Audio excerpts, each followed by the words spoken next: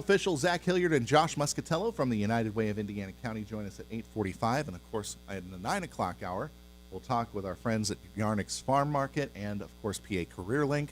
9:45, John Moses of the Altoona Curve. That's always one that I look forward to. But now it's time for an interview that I think is always very important as we talk with our friends from Alice Paul House. And this conversation is presented by Marcus & Mack, voted best law firm, best personal injury lawyer 5 years in a row in the Best of Indiana County contest.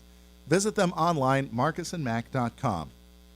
If you're watching us on Facebook Live, from left to right, Audia Boyles and Sam Bernay. How you folks doing? Josh, we're glad to be here as always. We appreciate our community partners such as First Commonwealth Bank and Marcus & Mack, as well as Renda Broadcasting. So we're excited. And how are you doing today, Sam? I'm doing fantastic. Thank you for asking. All right, so we've been kind of talking back to school education themes, but really education, the education department at Alice Paul House does not need to be overlooked either, because that sort of education is needed 24/7, 365. Maybe you can explain to us, Audia, what the education department does. Well, I'll let Sam get into the particulars, but I think it's important for our community to understand, as I'm always, putting out there, that we're much more than just a shelter. We have a whole array of services, and one of the services that gets overlooked many times through the community's eyes is our education advocacy. We do prevention education and throughout the school year, and I'll let Sam talk about the schools that he's in and the types of programs.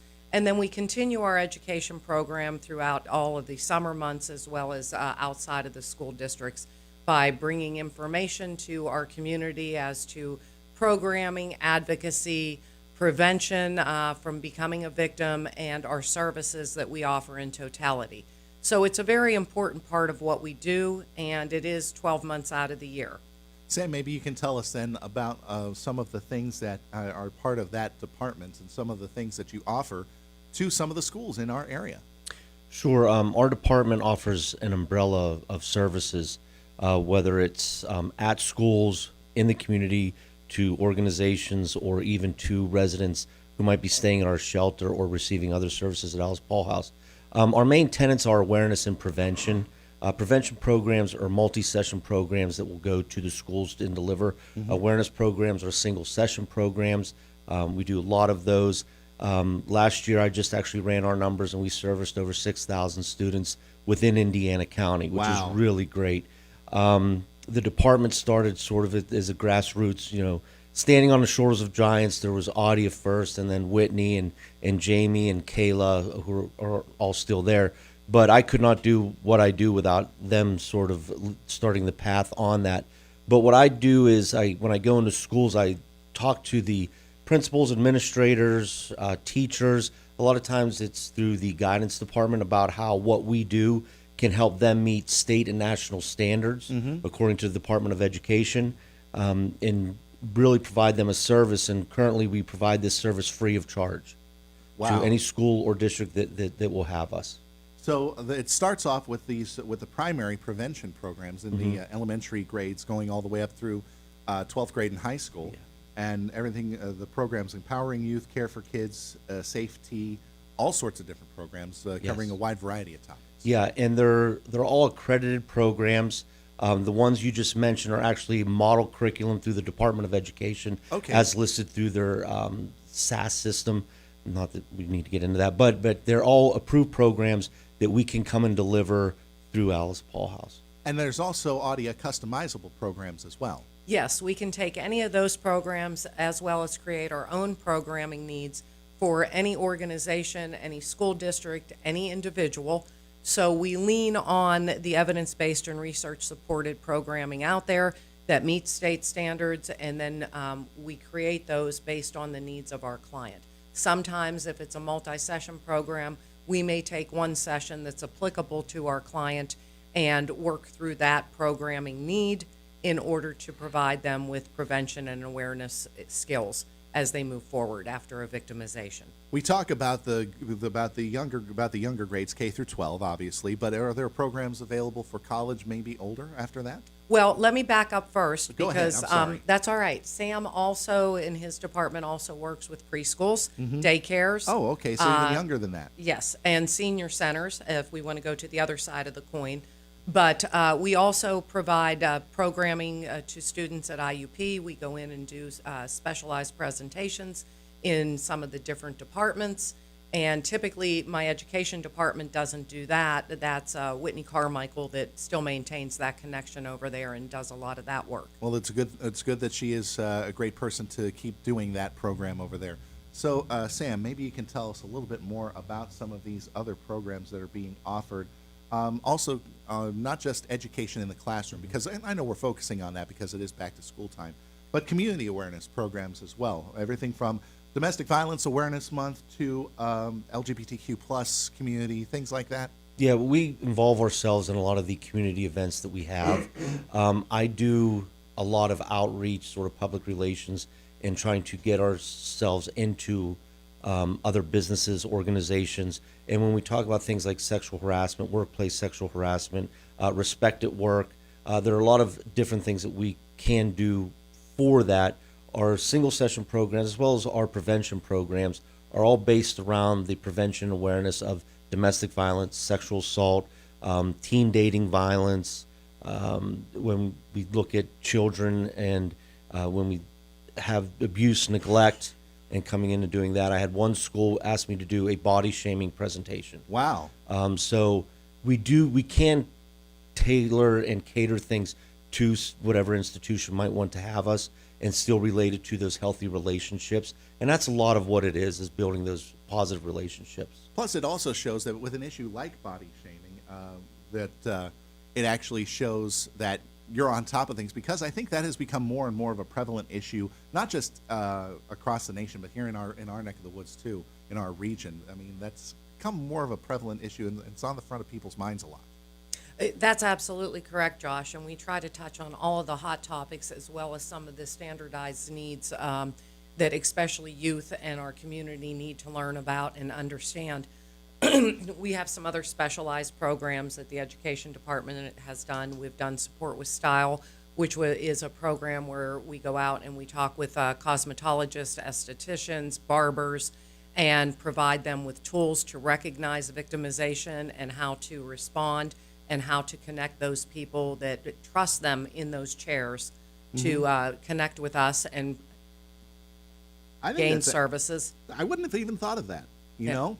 Because sometimes you do talk a lot to your barber or your hairstylist, and you Right. you kind of trust them, even though they're strangers. They can help you out just as much as anybody can. And for those that truly are in a domestic violence relationship, sometimes that's the only independent, safe spot that they have.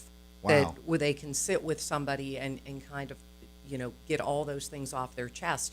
And so we do a lot of red flags. We have converted that program into a comprehensive program that we could provide to the entire community that talks about red flags for domestic violence and sexual assault, sexual abuse. And We how all- to handle disclosure. Yeah. If someone were to say, like, what do you do? What's the correct response for that? Yeah, what do you do? What's the best way to handle that situation? Because there's no cookie cutter way to handle it. And we also have, Sam oversees our coaching boys into men. I was going to go into that next, actually, Audia, because that actually interests me.